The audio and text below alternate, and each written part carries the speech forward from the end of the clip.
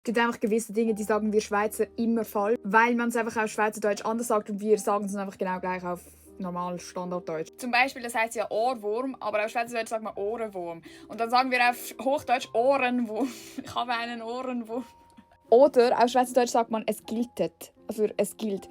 Stopp giltet.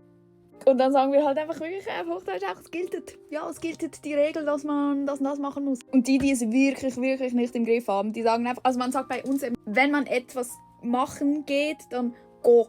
Also ich muss go schießen zum Beispiel. Ich muss scheißen gehen. Go scheißen. Dann sagt man halt wirklich auf Hochdeutsch, ich gehe schnell go scheißen. Wirklich so peinlich. Und die Deutschen, da gibt es so eine Sorte, die sind so, oh mein Gott, was ist das für ein Sprachfehler, Digga, verpiss dich doch mal, ihr seid keine Deutschen. Und dann gibt es die, oh, die sind aber süß. Ach, ihr habt so eine tolle Sprache. Ich will in die Schweiz auswandern, bitte gib mir einen Schweizer Pass. Und für die Schweizer selbst ist es wirklich einfach peinlich, weil es ist so die Bauern reden eben so. Wenn du aus Versehen auch mal so giltet oder so sagst, dann bist du wirklich so, ich bin ein Bauer.